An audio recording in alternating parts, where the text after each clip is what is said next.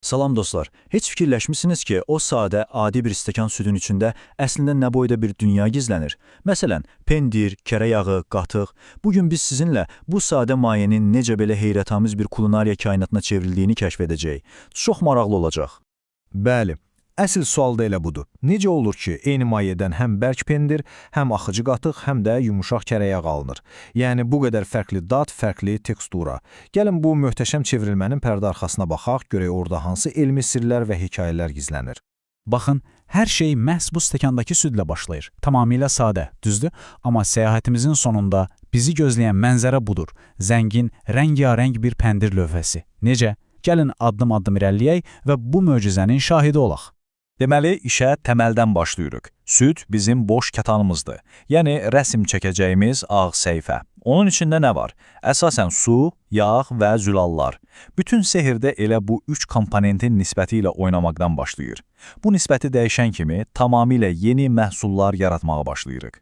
Yəqin fikir vermişsiniz, mağazadan aldığımız süd həmişə eyni teksturada olur və qaymağı üstünə yığılmır. Bunun səbəbi iki çox vacib prosesdir.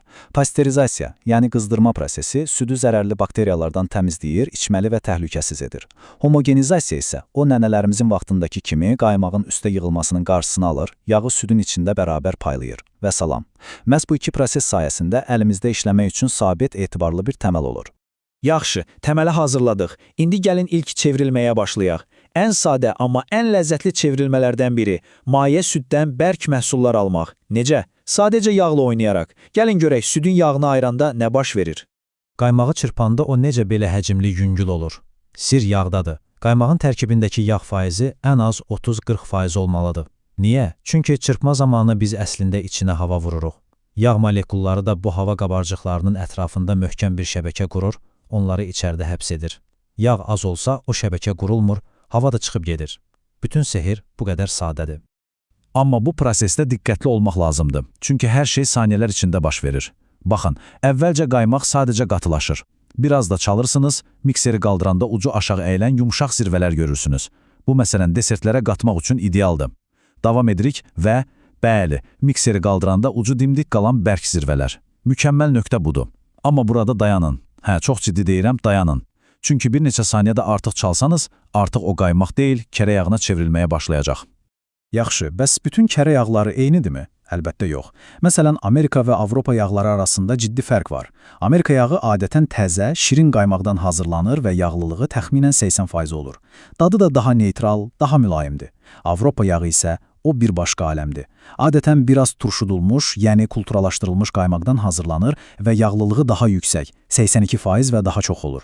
Məhz bu kiçik fərqlər ona daha dərin, daha zəngin, biraz qoza bənzər dad verir. Bəs siz hansı tərəfdəsiniz? İndiyə qədər fiziki proseslərdən danışdıq. İndi isə səhnəyə kiçik, amma çox güclü köməkçilərimizi dəvət edirik. Faydalı bakteriyaları. Bəli, bu canlı kulturalar işə qarışanda süd tamamilə yeni bir kimliyə bürünür. Gəlin görək, onlar südü necə turş və qatı möcüzələrə çevirir. Fermentasiya dediyimiz şey əslində bizə bütöv bir məhsul ailəsi bəxş edir. Qatıq, xama, hətta ayran və krem fresh. Bunların hamısı bu prosesin nəticəsidir. Məsələ nədir? Hər məhsul üçün fərqli bir bakteriya növü südə əlavə olunur. Bu kiçik canlılar da südün içindəki şəkəri, yəni laktozanı yeyir və yerinə süd turşusu ifraz edirlər. Nəticədə süd həm qatılaşır, həm də o sevdiyimiz xoşa gələn turşu dadını alır. Hər birinin dadının fərqli olması da məhz fərqli bakteriyaların iş görməsi ilə bağlıdır. Məsələn, elə ayranı götürək. O sadəcə bir içki deyil, əslində bir zərurətdən doğan ixtiradır. Hekayəyə görə, köçərik göytürklər uzun səfərlər zamanı qatığın turş dadını biraz yumşaltmaq və daha sərinləşdirici bir içki əldə etmək üçün ona su qatmağa başlayıblar. Baxın, bu yeməyin sadəcə qarın doyurmaq üçün deyil, həm də həyat tərzinin, mədəniyyətin bir parçası olduğunu göstərən necə də gözəl bir nümunədir. Yaxşı, yağla oynadıq, bakteriyalarla işlədik və nəhayət gəlib çatdıq südün çevrilmə səyahətinin zirvə nöqtəsinə. Bəli, söhbət minlərlə növü, sonsuz sayda dadı və teksturası ilə əsl sənət əsəri olan pendir dünyasından gedir. Pendir hazırlamaq kənardan çox mürəkkəb, hətta sehirli görünə bilər. Amma əslində bütün pendirlər iki fundamental sütun üzərində qurulur. Birinci sütun, laxtalandırma.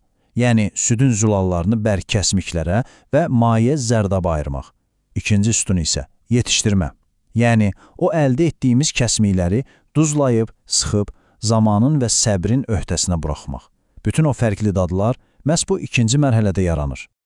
İndi isə gəlin sürətli bir pendir turuna çıxaq. Ən məşhur pendir ailələri ilə tanış olacağıq və görəcəyik ki, hazırlama prosesindəki cüzi bir dəyişiklik belə nəticəni necə kökündən fərqləndirə bilir.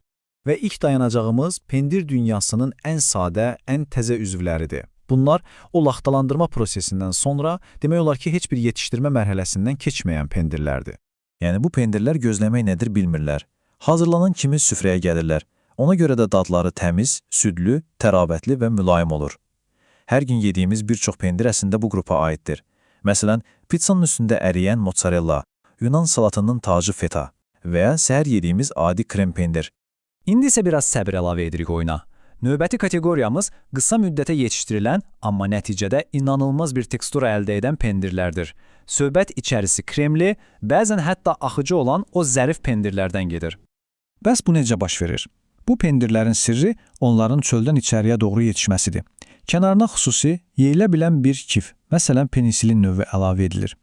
Bu kif pendiri kənardan başlayaraq yavaş-yavaş həzm edir və nəticədə içərisi o möhtəşəm kremli, axıcı halını alır. Ən məşhur nümunələri də təbii ki, brie və kamamberdir. İndi isə gəldiyi çoxlarının favoritinə bərk pendirlər, zamanın və səbrin ən böyük rol oynadığı dadların aylar, hətta illər keçdikcə daha da dərinləşdiyi möhtəşəm bir dünya. Bəs niyə bu pendirlər bərk olur? Cavab çox sadədir. Sıxılma və nəmin çıxarılması. Kəsmiklər xüsusi qəliblərdə güclü şəkildə sıxılır ki, içindəki maye, yəni zərdab tamamilə çıxsın.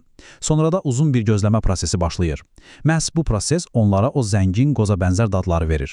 Və əlbəttə o klassik sual, İsveçrə pendirindəki dəliklər hardan gəlir? O dəliklər yetişmə zamanı bəzi bakteriyalar nifraz etdiyi karbon qazının yaratdığı boşluqlardır, sadəcə qaz qabarcıqları. Cheddar, Gruyère, parmezan kimi dünya klassikləri də məhz bu ailənin üzvləridir. Və turumuzun son dayanacağı pendir dünyasının ən cəsarətli, ən xarakterli üzvləri. Söhbət ya çox sevilən, ya da heç sevilməyən, ortası olmayan göy damarlı pendirlərdən gedir. Bu pendirlərin o kəskin dadı və unikal görünüşü necə yaranır? Proses çox maraqlıdır. Kəsmiklərin arasına xüsusi göy rəngli kif sporları səpilir. Pendir forma aldıqdan sonra isə uzun, nazik iynələrlə hər tərəfdən deşilir. Niyə? Çünki o kiflərin böyüməsi üçün hava lazımdır.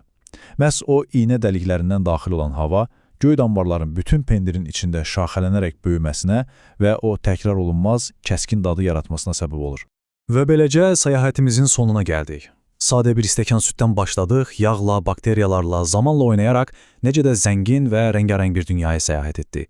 İndiki bütün bu çevrilmənin arxasındakı hekayəni bilirsiniz, düşünürəm ki, pendirə baxışınız biraz da dəyişəcək. Elə isə son sual sizədir. Bu qədər çeşidin içindən dadına baxacağınız növbəti yeni pendir hansı olacaq?